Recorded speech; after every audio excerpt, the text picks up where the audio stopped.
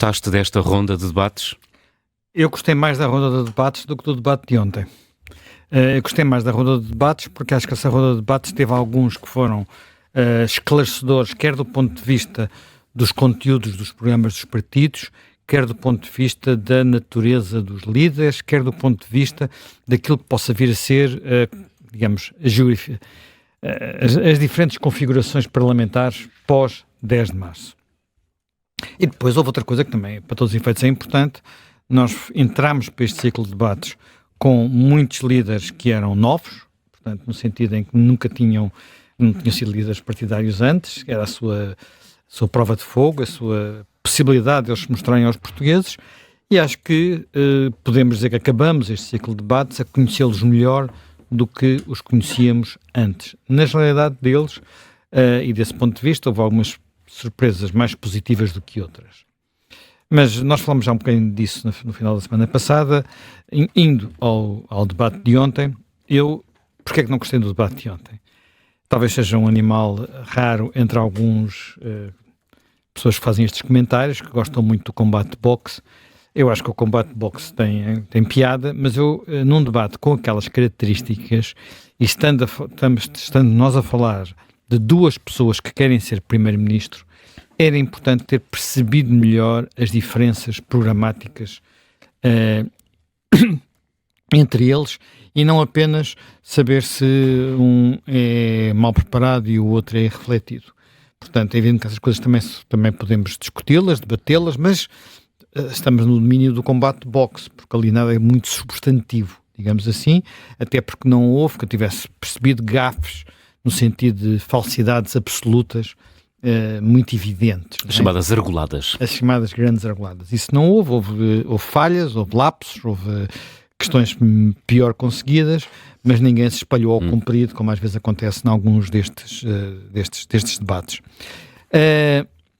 Dito isto, porque eu digo isso? Por exemplo, um dos temas que mais se tem discutido no que se respeita às soluções para o sistema de saúde é se devemos ou não proibir criar um sistema em que os médicos ou têm que pagar, ou não podem sair do país, ou não sei o quê. O que é que se falou sobre isso no debate?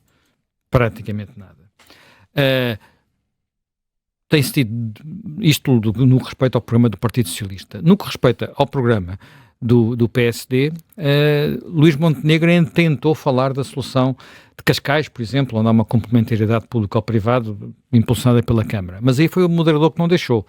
E ele também não se impôs ao moderador.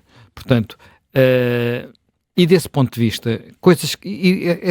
só estou a dar estes dois exemplos da saúde, que é uma área que me apaixona e que eu sigo muito, porque me parece que para muitos eleitores que não estão propriamente a seguir a política, não fazem de seguir a política ao seu dia-a-dia, e seguir os programas, e não estão a ler os programas partidários todos, e não, enfim, vão quando muito apanhando aqui uma coisa aqui, outra coisa acolá, estas coisas são importantes.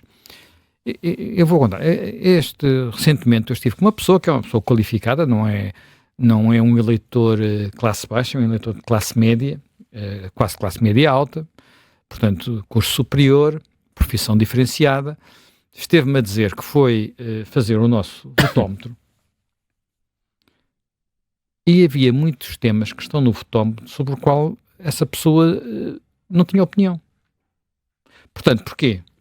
Porque, de facto, é alguém que não está a seguir a política, que não lê a comunicação social como nós lemos, portanto, que vive no seu mundo profissional, importante, apaixonante, com a sua família, mas não está ali a ver, olha, isto deve ser a pena, deve ser mais para baixo ou mais para cima, o contrato deve ser mais liberal ou mais estatista, não está a pensar nisso no seu dia-a-dia. Uhum. E mesmo em relação a uma coisa que é aparentemente muito simples, que é um votómetro, essa pessoa nestes dias está mais interessada, está a seguir a atualidade. Portanto, ela olhou para aquilo, enfim, não falei com ela, não sei o que é que se passou, mas imagino que ela possa ter olhado para o debate de ontem e a certa altura não perceber porque é que estava a falar de milhares de milhões para aqui, outro de esforço fiscal para acolá, porque se não estando dentro de algumas das propostas, talvez tivesse dificuldade em perceber a que é que os partidos estavam a relacionar. Para os comentadores profissionais, não. Nós sabemos tudo o que é que eles pensam, sabemos quais são as propostas e só analisamos se deu o golpe baixo mais eficaz ou menos eficaz. Mas do ponto de vista da retórica, do ponto de vista... Portanto, eu estou a dizer isto do ponto de vista... Portanto, Tentaram colocar nos sapatos do eleitor, olha, nomeadamente do eleitor indeciso, não é? Portanto, os dois, Pedro Nuno Santos e Luís Montenegro, dever-se-iam ontem à noite ter focado nas soluções para o país. Os dois, e devo dizer que também a moderação, eu não gostei também da moderação. Acho que a moderação teve momentos maus e a gente, como são jornalistas, colegas nossos, muitas vezes não falamos disso. Mas eu acho que é preciso falar. Houve alturas em que foram interrompidos, quando iam a dizer coisas que me parecia ser interessante, portanto, e não puderam acabar.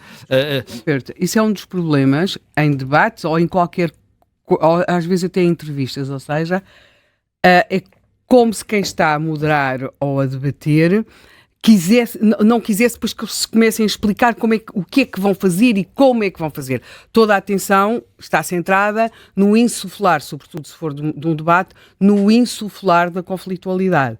Isso é mesmo, eu sei que há quem o faça de uma forma mais desajeitada, e isso viu-se ontem, mas há de facto esse centrar muito, e não foi apenas naquele debate de ontem, isso nota-se muito. Se algum tenta de facto, seja à esquerda ou à direita, começar a explicar um pouco melhor como é que pensa fazer, não tem tempo, porque acabou, como ontem se dizia, uma expressão que se ouviu muito e que era muito desagradável, acabou o segmento. Já não temos tempo para este segmento. Sim, foi uma das coisas que me irritou particularmente, a umas alturas que se fosse um eleitor comum, apetecia-me desligar a televisão. Não estou para estar a ver isto mais, quer dizer, então agora que ele ia começar finalmente a explicar, acabou o segmento. Portanto, está a acabar o segmento. Está a acabar o segmento. Portanto, deveria ter sido mais, em alguns momentos, mais respirado. Quer dizer, não é um problema de ser mais ou menos respirado, é preciso, as pessoas não podem falar ali como se não houvesse amanhã, não é? Tem que haver pressão. Agora, a noção de que os protagonistas são os candidatos a primeiro-ministro e não os moderadores ou os entrevistadores é algo que às vezes falha. E a noção de que muitas pessoas querem saber mais coisas sobre ideias, sobre propostas, do que apenas aquilo que muitas vezes é a superfície. Eu vou dar um exemplo. Eu sei que isto provavelmente vai ofender também muitos jornalistas, nomeadamente na área da política.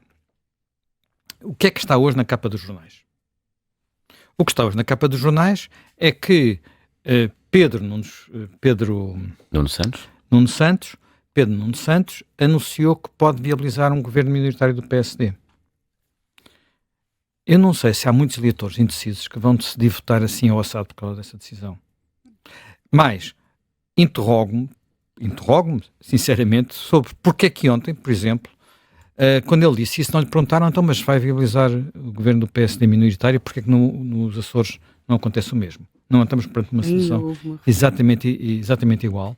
Quer dizer, não disseram os moderadores, nem disse o Luís Montenegro, Luís Montenegro disse que perdeu, olha, imensas oportunidades de dar ganchos e não deu. Portanto, eu acho que... Tantos golos de baliza aberta que ele não marcou ontem. Sebastião Bugalho, bom dia. Bom dia. Portanto, Luís Montenegro deixou muitos golos de baliza aberta por marcar, foi? Do ponto de vista político, ou seja, da perspectiva dos comentadores, como dizia o José Manuel Fernandes, eu acho que sim. Do ponto de vista dos eleitores, eu estou totalmente em sintonia com a perspectiva que trouxe para cima da mesa. E sobretudo quando se puseram a discutir a votação do orçamento. Sim, quer dizer, aliás... A votação do orçamento, senhores. Não se... Sei lá qual é o orçamento. Pois! Sei lá qual é o orçamento. Bem, eu vou dar um exemplo de um golo de baliza aberta que eu até me irritei, disse, mas ninguém lhe disse isto em casa, ninguém o preparou para estas coisas, que foi, ele não devia, primeiro, é um golo de baliza aberta numa situação que não devia ter sequer existido. Ele não devia estar a falar dos cortes de pensões. Não devia. Não é um terreno em que ele consiga, num debate... E foi no fim, estragou a conclusão do debate. Pronto. Não devia estar a falar disso.